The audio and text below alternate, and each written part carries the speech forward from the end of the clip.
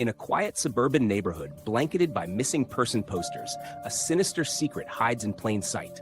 A man named Edgar drives through the streets, concealing tools of terror in his van, while a girl named Nell wakes up in a cold, barren room with no memory of how she got there. Each moment is a test, every object a clue, and every second brings her closer to unraveling the horrifying truth. As she battles her fear and a system designed to break her, Nell discovers not only the key to her survival, but also a shocking revelation about her very existence. What lies behind the walls of this mysterious prison? And what dark purpose does Edgar serve in this harrowing game of survival?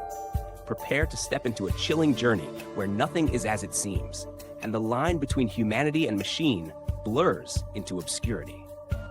In a normal American neighborhood in the suburbs, signs about a missing girl hang on every tree and light post. However, they aren't even noticed by Edgar, who drives his van around town while eating gummies and dealing with the pain of his wounded hand.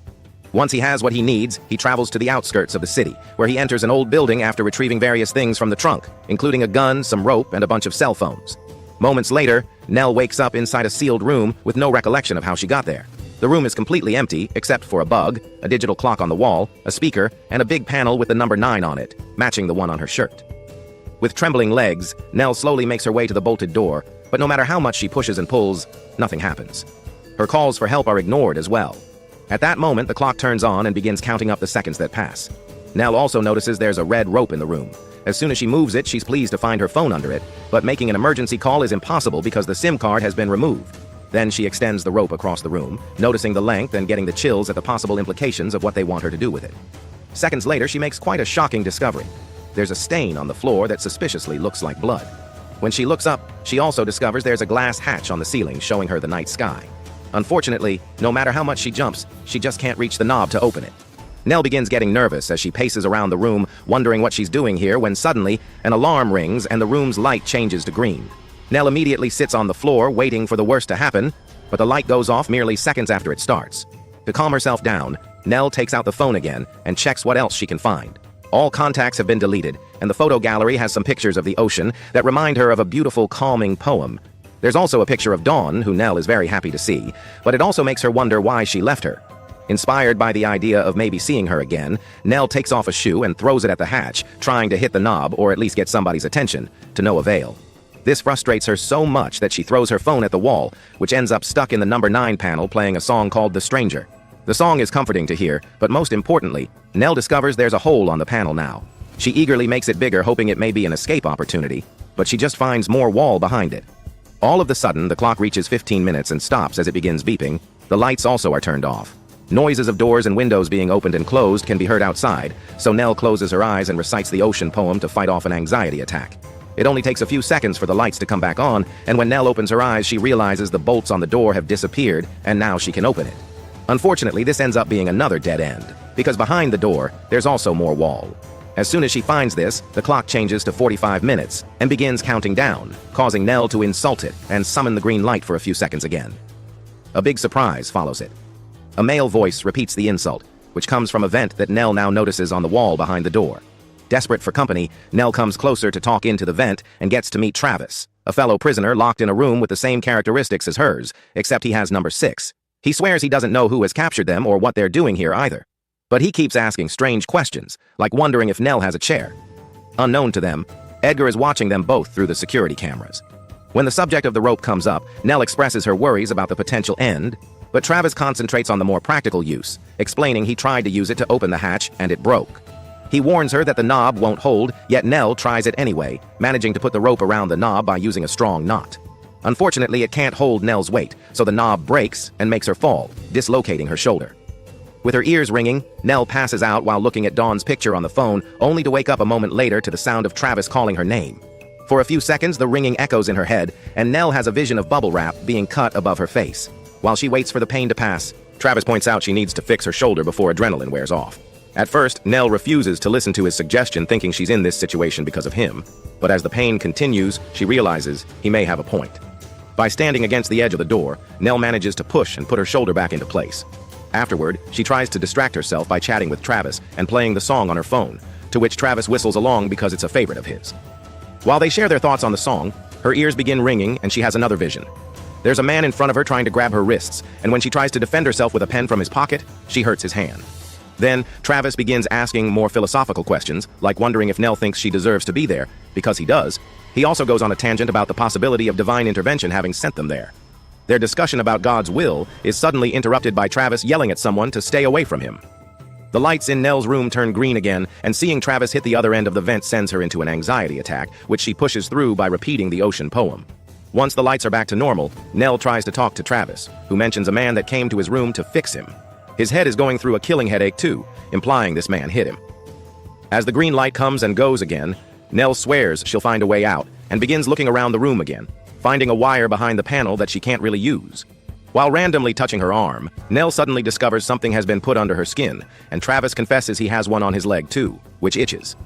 Noticing they're running out of time, Nell tries to think of a plan again, and this time she decides to use the hatch knob to take off the screws from the vent. The idea does work, and she gets to open the vent, so Travis begins copying her while Nell goes back to the wire behind the panel. By pulling it through both the panel and the wall, she discovers the hidden camera, which she then shows to Travis by putting it through the vent.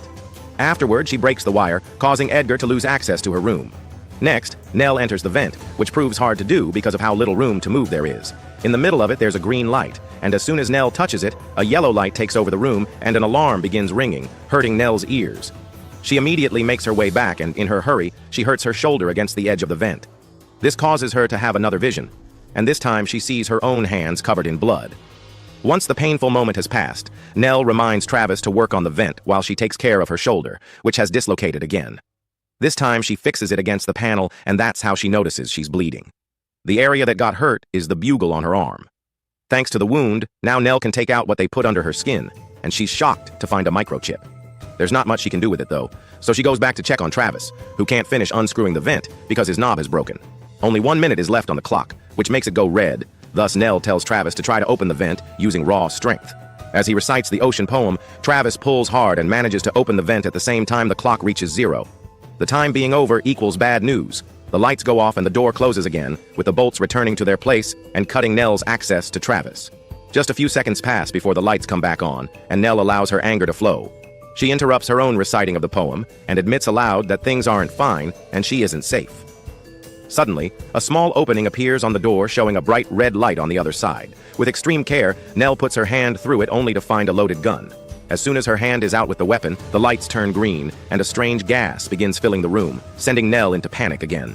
She begins yelling, wondering if she should end things, and the lights change colors again, which finally makes her understand the system behind them. It's a sound pressure meter, and she needs to reach red.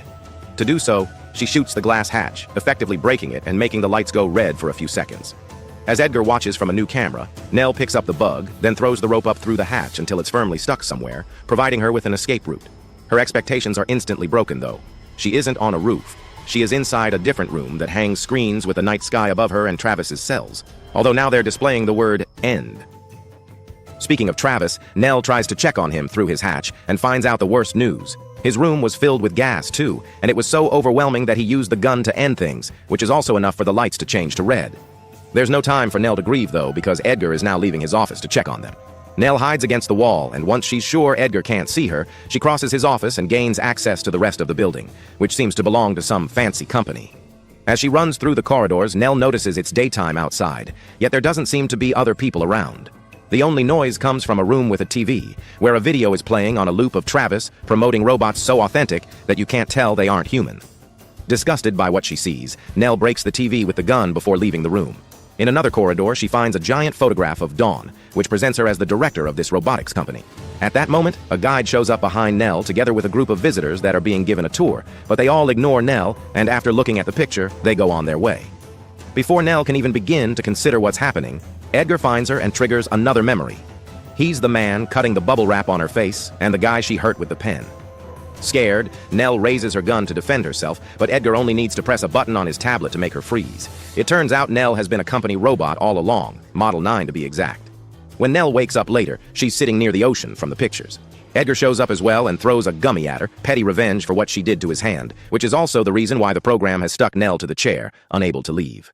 The ocean has been designed to fit Nell's comfort tastes, and Edgar promises to let her go if she answers his questions about her time in the cell, which is revealed to be a way to test the robot's capacity to feel like a human.